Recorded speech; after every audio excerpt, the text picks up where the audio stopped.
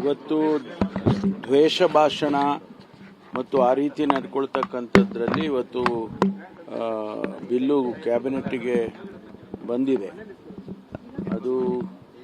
ಅದನ್ನು ಚರ್ಚೆ ಮಾಡಿ ಏನು ತೀರ್ಮಾನ ತಗೊಳ್ತಾರೆ ಅದು ಕ್ಯಾಬಿನೆಟಲ್ಲಿ ಅದು ತೀರ್ಮಾನ ತಗೊಂಡು ಪಾಸಿಟಿವ್ ಆಗಿ ತೀರ್ಮಾನ ತಗೊಂಡಿದ್ರೆ ಆ ಬಿಲ್ಲನ್ನು ಮಂಡನೆ ಮಾಡ್ಬೋದು.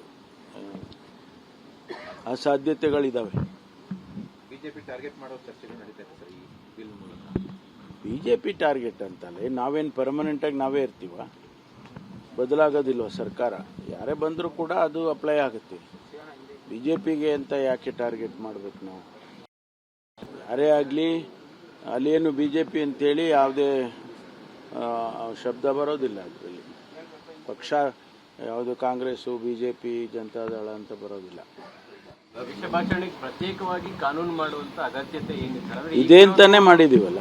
ಈಗಿರೋ ಕಾನೂನು ಅಲ್ಲಲ್ಲ, ಈಗಿರೋ ಕಾನೂನು ಇನ್ನೂ ಭದ್ರ ಮಾಡಬೇಕು ಅಂತ ಮಾಡ್ತಾ ಇರ್ತಾರೆ. ಕೆಲವು ಪ್ರೊವಿಷನ್ಸು ಅದಕ್ಕೆ ಆ್ಯಡ್ ಮಾಡಿದ್ದಾರೆ ಅಷ್ಟೇ.